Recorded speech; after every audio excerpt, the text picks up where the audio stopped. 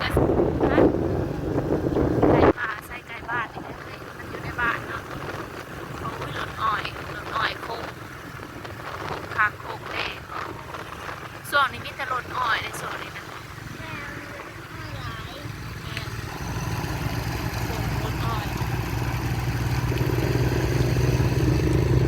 กำลังสิพากันไปตลาดนัดพี่น้องรถอ้อยรถบรรทุกอ้อย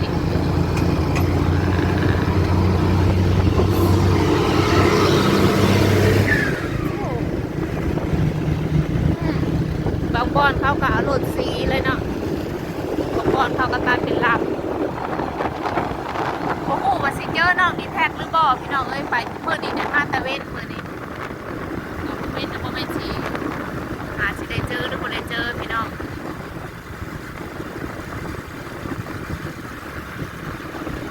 ก็อยาก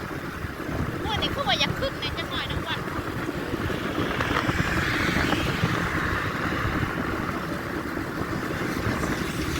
มีFC เขามาถามว่าพ่อน้องแทนอายุเท่าไหร่จะอายุเท่าไหร่เฮ้ย2 เถื่อบ่พ่อน้องแทนนาอยู่30 กว่าปีแล้วพี่น้องครับบ่32ก็33เด้อสิประมาณนี่แหละเนาะ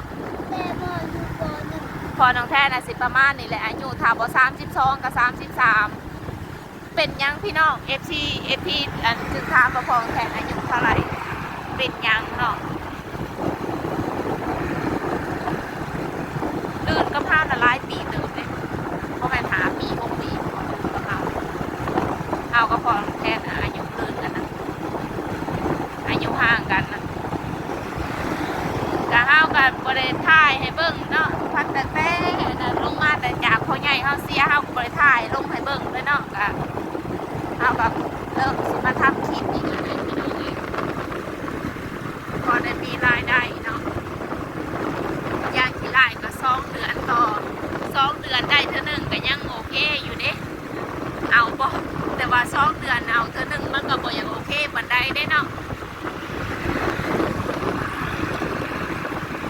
รอเบิ่งรอส้มอยู่ตลาดเด้อป้าลุง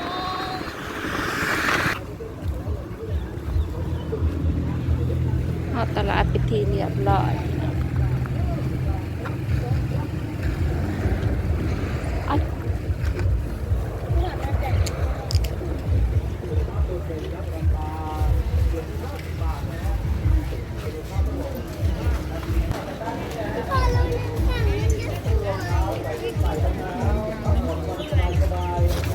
ตะเวนกับคนกับยักษ์ลายพี่น้องเอาเนื้อหมูก่อนตื่นหมูสับพี่น้องโลละ120พี่น้อง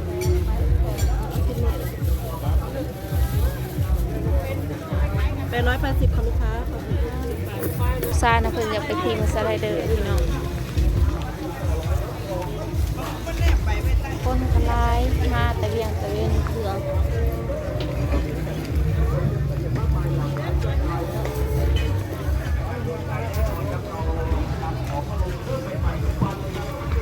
ได้หมูสับโลนึงมาเบิ่ง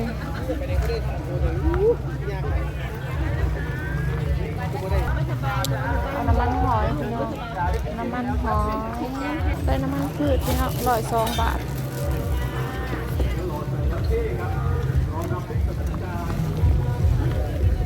พอเพิ่นไปหาพาลูกเพิ่นไปขี่มอเตอร์ไซค์เด้อคนเล็กร้านเสื้อผ้าก็หลายเด้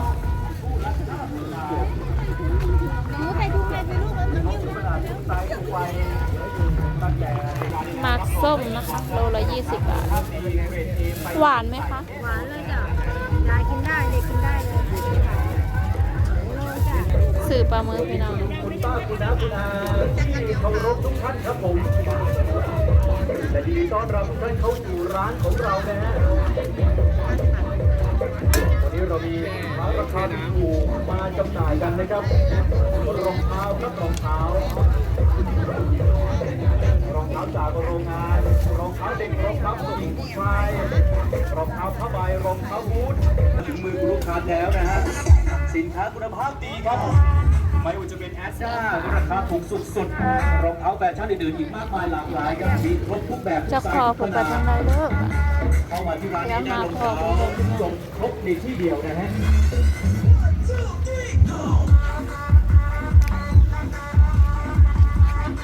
ถูกซ้ายถึงมาสไลเดอร์ ไปเรื่อยๆนะฮะ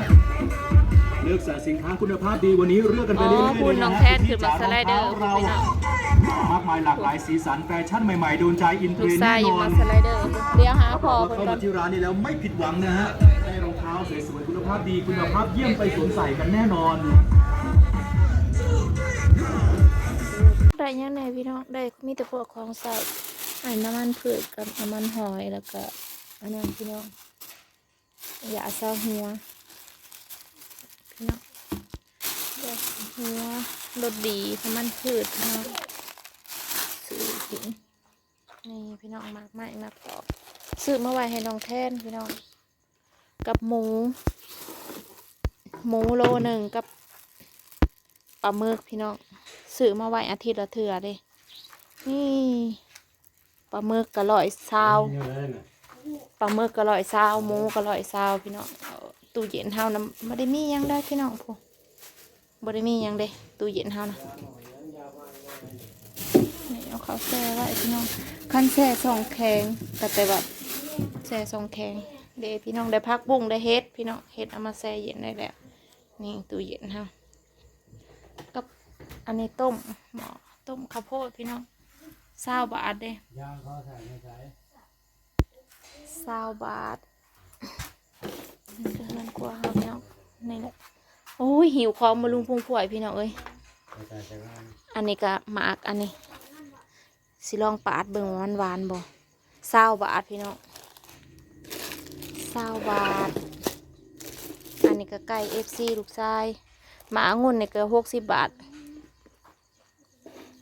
หวานบานอาหารแรงเขานะอันนี้พี่น้องครับหมักสมนี่ก็20 บาทอันนี้ก็20 บาทหมักม่วงลูกทรายนะมากิน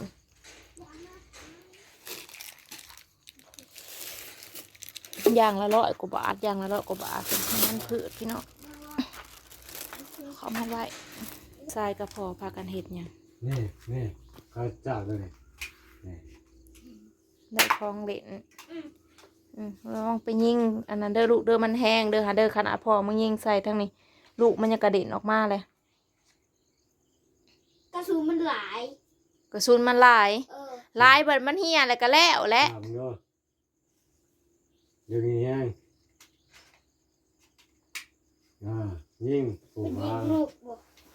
ยิงพางด้วยมันจะออกกับลูกมันนะ มันหอบออกซะ มึงอย่างลูกแน่20 บาทพี่น้อง ยิง เดี๋ยวกับมุนหอบออกซะ ไหน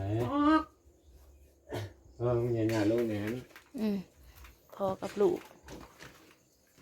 นี่แหละพี่น้องเดี๋ยวเราสิลองปาดเบิ่งหมากอันนี้เดี๋ยวพี่น้องสิลองปาดเบิ่งว่ามันสิหวานบ่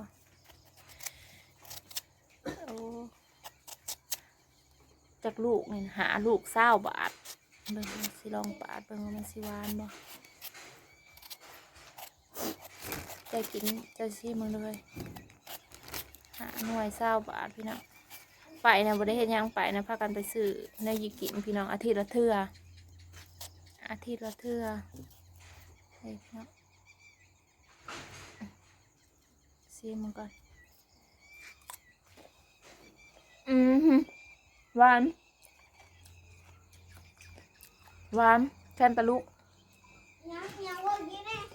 นี่ไง กินแน่กินแน่ กินแน่มาจ้ะเฮ้ยงานบอกกินเนี่ยกินเปลือกมันเลยบ่ส่งออกแล้วกินแน่แม่เอานั่นออกไปก่อนโอเค หวานบ่ หวานชิมด้วยเป็นไง บ กรอบด้วยเดี๋ยวแม่สิปาดลอกปาดแช่ตู้เย็นไว้พี่น้องเมื่อไรแล้วไม่จะลูกชายได้กิน